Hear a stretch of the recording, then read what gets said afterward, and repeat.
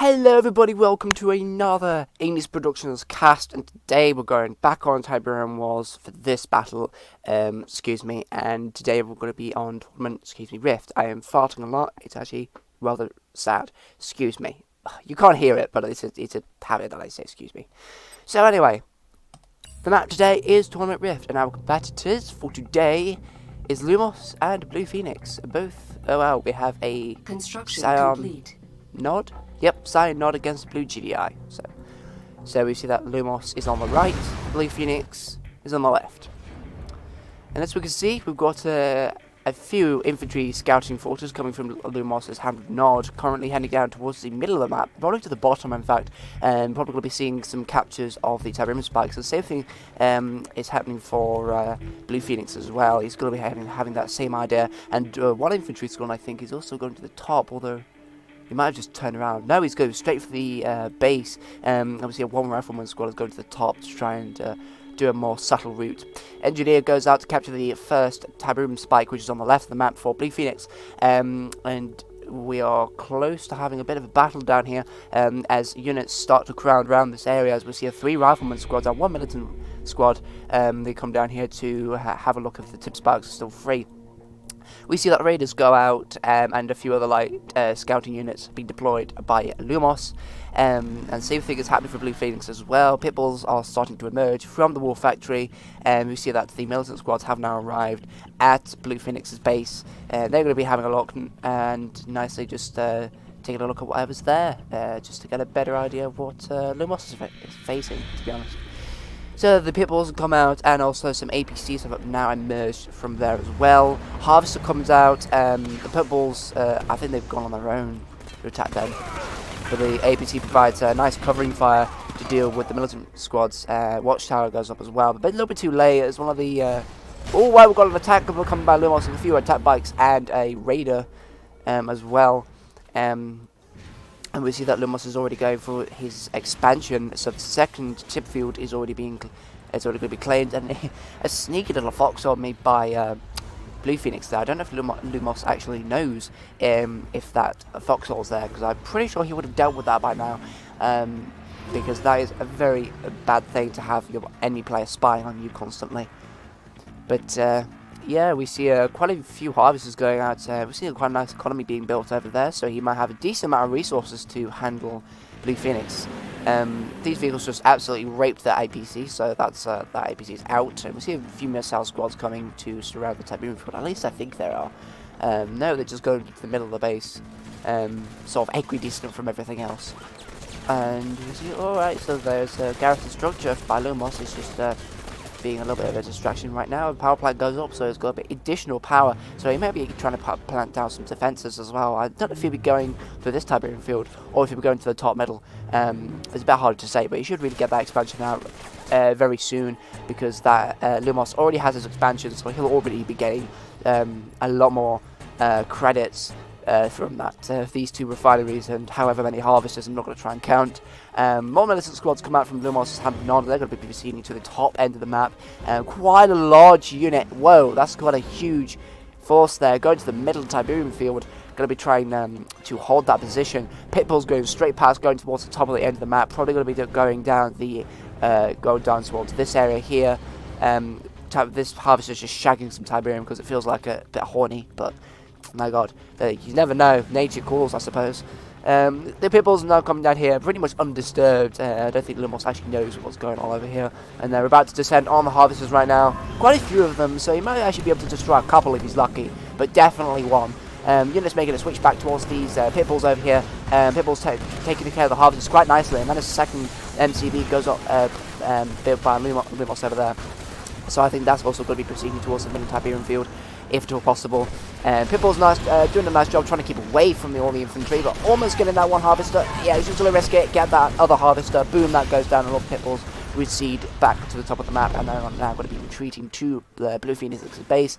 Yes, that MCV is going to go to this Tiberium field, but it's going to have a hard time trying to you know, preparing all the defenses and everything, because Bluephoenix has already set up shop. And we see a conflict is happening over here. Lumos has tried to take out some of the harvesters, but is proven unsuccessful as they've just gotten obliterated.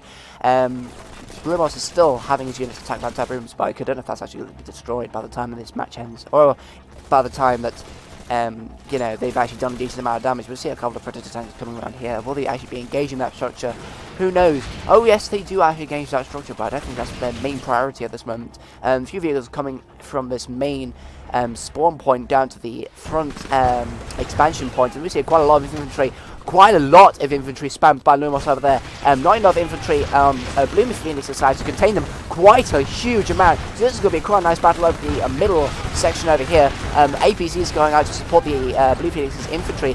Watchtower goes up, but unfortunately he's unlucky enough to have low power. Harvester's taking a battering. I don't think he'll be able to save that one. APCs go down, and the poisoning is just inflicting a lot of units. Because of the Military Rocket Squad spam, he's not going to be able to actually defend himself. Bluephoenix is probably going to be losing that section over there. Laser turrets are deployed by Lumos, and that's going to be taking care of quite a few vehicles over this stage. And these Military Rocket Squads moving in, just swooping like a tidal wave, taking care of pretty much every single APC that they come across. Rifleman squads get deployed, but they're no match for the amount of well, I was about to say that a lot of the militant squads, but they really aren't. They're just rocket squads now. MCV, oh, bad move. MCV gets packed, but there are so many there. Bad move. Now he's lost an MCV. I don't know if he's actually trained another. No, that was his only one, so that he's going to be very crippled by that, actually. So these militant rocket squads moving very swiftly towards the back of the base, and they're just going to be taking care of those structures, moving them out of the way so that Lumos can gain his superior territory advantage. And the middle Tiberium field is pretty much just going to be claimed by Lumos now. I don't know if these units will actually be moving down towards this bit of the map, because we can see there's not really much here. Lumos already knows that Bluephoenix hasn't really got any defences, and Phoenix hasn't really moved down to this Tiberium field, so he could just move down straight away, and as he does move down towards this left side of the map. So I think that's GG for Bluephoenix there. I think Lumos wins the battle for today, because there's no chance it's going to be surviving from that amount of infantry. Oh dear. Well, that was an interesting, really good match. That was not interesting, that was actually quite good. But that spam though, I suppose that is more effective for Nod than it is for GDI, just because everything's cheaper for Nod. So unfortunately, Bluephoenix has now perished at the hands of Lumos, but that was a good game nonetheless. Both players did play very well. So, very good. GG for both of them. I really enjoyed that, actually. So, thank you very much for watching this quick cast by me on the Command & Conquer 3 Tiberium Wars game. And just a little notice as well, I am having a bit of trouble casting some Kane's Wrath matches, just because the maps that people are playing on have the 1.02 plus sign on them on the map preview. I don't really know what that means. I don't know if there's a patch I need to install, or if I need to just be given the map in the first place. But I will show you in a minute what I mean.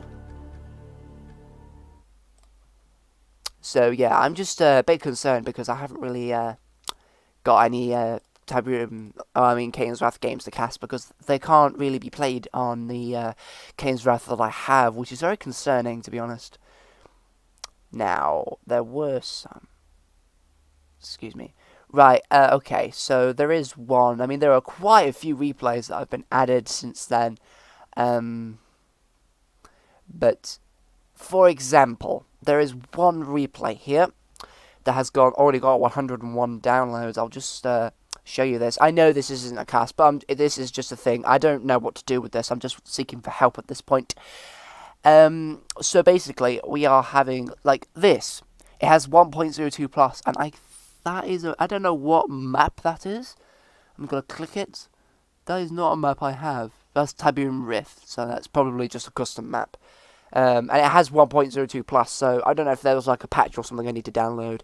But is it just a thing of someone needs to give me the map like they would a custom map, or, well, is it like that, or is it not? I don't know. But if you know how to if you know how to get this map, then I would appreciate it, because I think it's just like a normal custom map.